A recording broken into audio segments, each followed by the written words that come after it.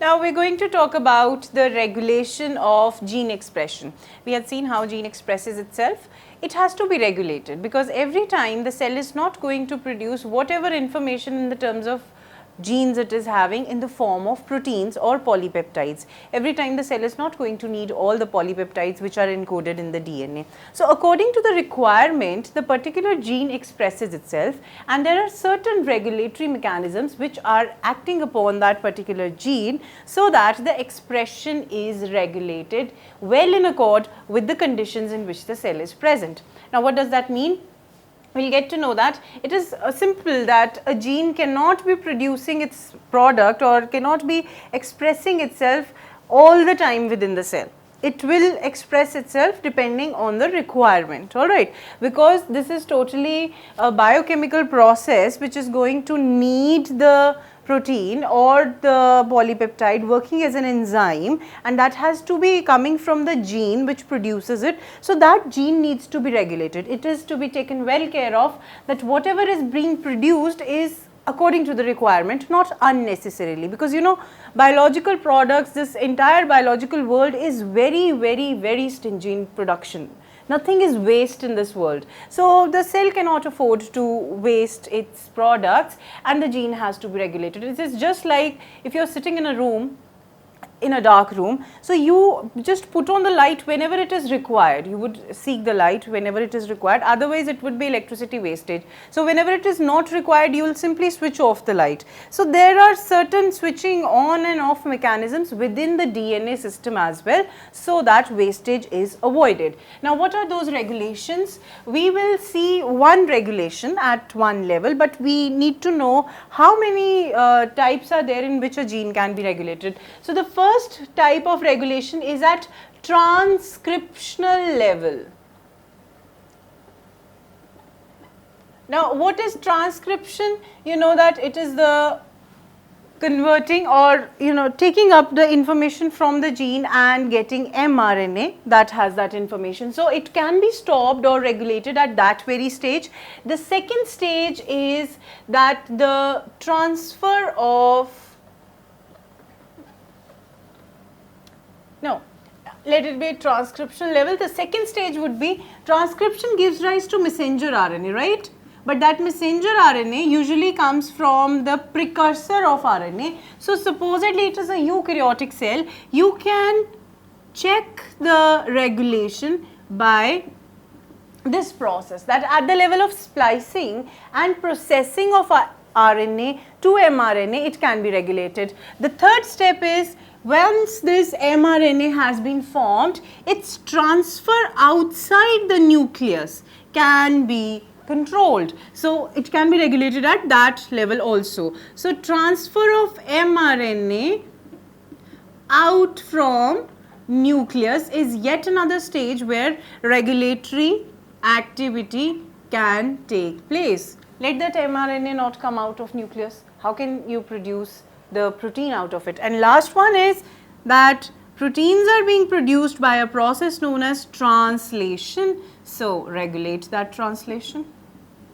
Okay. So we are having 4 stages at which the regulation of gene expression can take place. First is that try to stop the gene from expressing itself at the transcriptional level. You have a switch at the transcriptional level only. You can switch it on, you can switch it off whenever required. So what you are not going to get is, you are not going to get any sort of RNA once the switch is kept at the transcriptional level. The second stage is once you have got the precursor mRNA, it has to undergo the process of splicing, capping and tailing, where it is processed to give the final product which goes for translation. Now you can stop it at that point also. You can have a switch at that stage so that splicing does not take place, mRNA is not getting processed. So regulation can take place at that stage also. The third is that once that mRNA has been produced within the nucleus, it has to come out, come in contact with the ribosomes and produce the protein by the process of translation. So it's better to regulate at this stage as well. Let that mRNA not come out of nucleus. How is it possible that it is going to translate whatever information it is having into the proteins? And the last one is let not the ribosomes come. Let not be initiation factors be present over there, release factors be over there. So it could be regulated at translation level also. Now, what we are going to deal with in this lesson is, this was all an introduction, though a long one. What we are going to deal with is how to regulate the activity of a gene at transcriptional level. Okay, before we start with this thing, what we are going to take into consideration is a prokaryotic polycistronic DNA. Now, why do I say this? Prokaryotic cistron, you know, it is polycistronic. That means it contains messenger RNA for different types of polypeptides. There would be many sequences which could be coding for more than one polypeptide. That is what polycistronic DNA means. We can recall it that while a eukaryote is having monocistronic arrangement or monocistronic gene, now I can use the terms, and that you are well aware what a gene is, what all comes inside a gene, so we can use that term. Prokaryotic has polycistronic gene. Now, in polycistronic gene, we had studied earlier that there is going to be an arrangement where once the structural gene is taken into consideration, or leave that, where the structural gene is having more than one cistron. Okay. Now, the structural gene, once it has coded for a particular mRNA, it is, if not regulated at the stages that we had after this, 3 of the stages, it is bound to make the protein get formed. And if we put a switch at the transcriptional level only, then it is possible that we can stop the transcription, mRNA will not be produced, and hence the proteins will not be produced. So, this was studied by 2 scientists. What was their name? It was Jacob and Monod. They studied the regulation of gene expression at the transcriptional level, where they gave the term operon.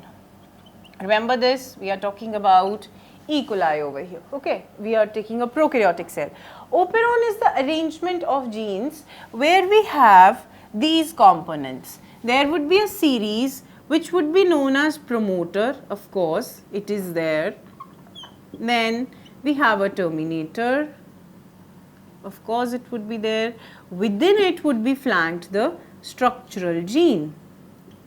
This is what transcription unit was. Right? A structural gene flanked between the promoter and terminator. And apart from this, we have a repressor gene, a regulatory gene,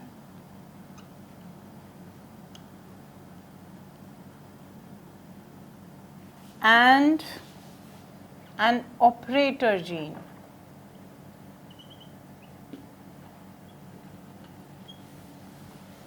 This would be what would lie within an operon. Now, the functioning of this operon would be controlled by an inducer.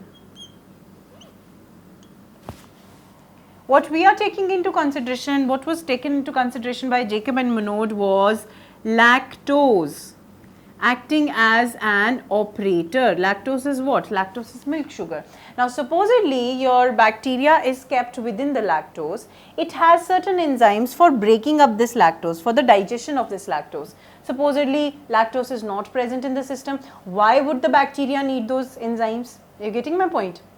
A bacteria would need specific enzymes for digestion of lactose only if lactose is present. Now, if the lactose is absent, the switch should be off, okay. The enzyme should not be produced because it will be wasteful. So, such a regulatory mechanism takes place with the help of an operon, which is present in the DNA of the prokaryote, and it has these things: promoter, terminator, structural gene. These are all the DNA sequences. Apart from that, they have a repressor gene, they have a regulatory gene, and they have an operator gene. This is what they have. Now, we are going to see the arrangement what is present in the operon.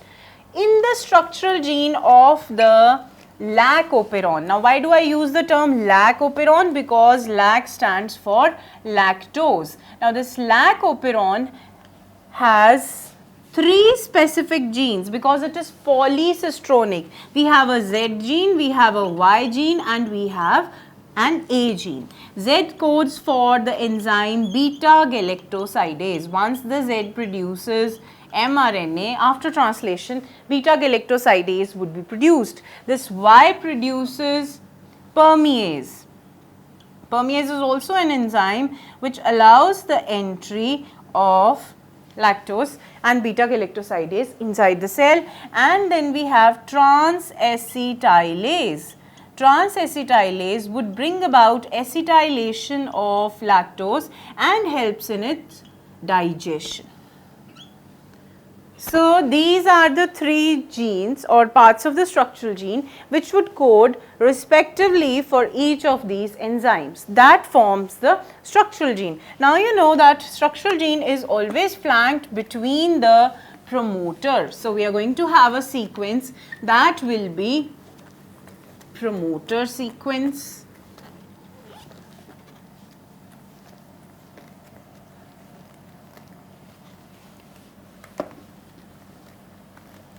Now pay attention. Supposedly this is the DNA. Let this be DNA, okay? Open on. Now you have A gene, you have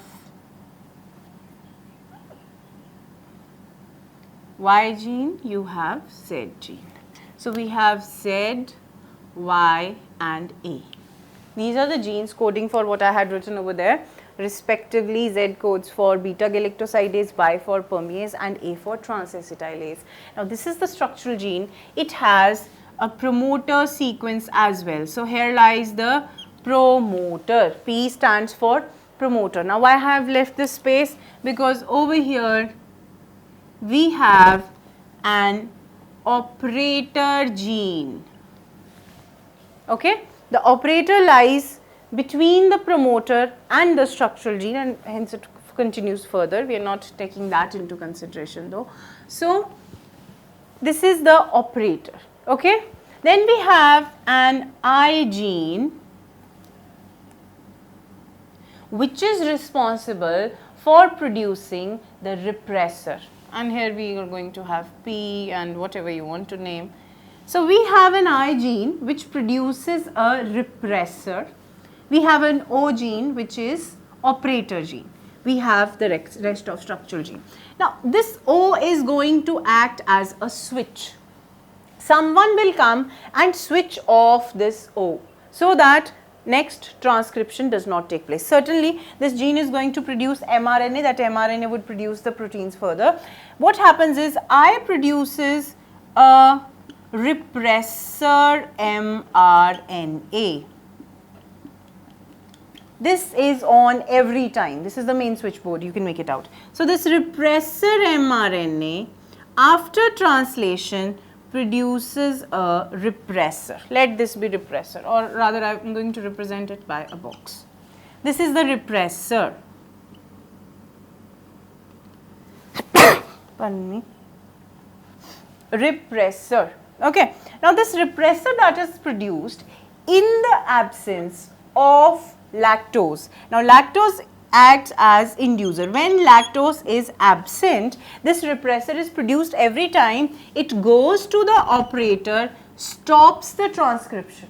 You see, mRNA comes over here, identifies promoter sequence, but instead when the lactose is absent, this repressor stays over here and the further transcription is stopped.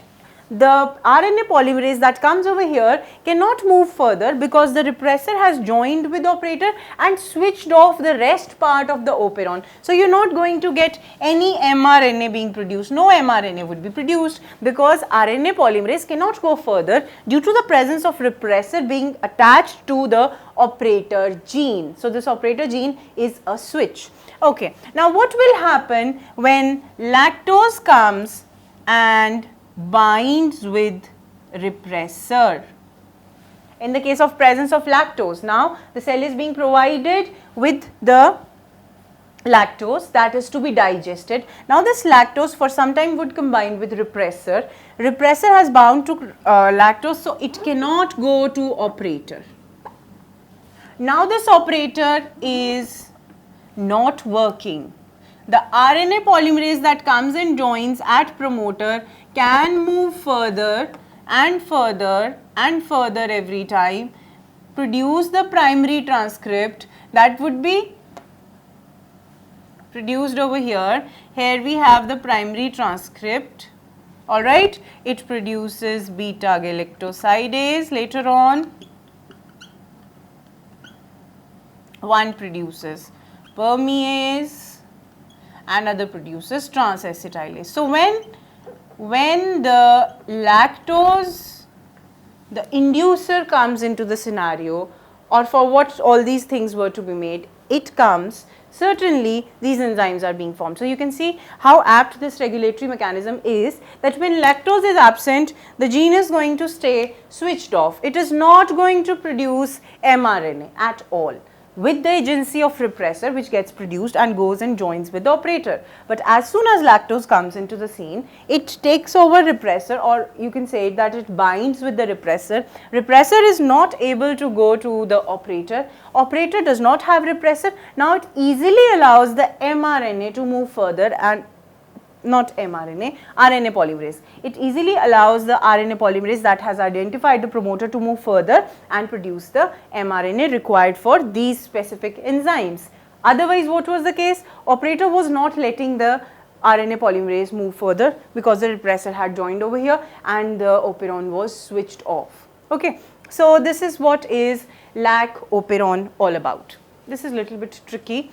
You have problem in it, you will have problem in it.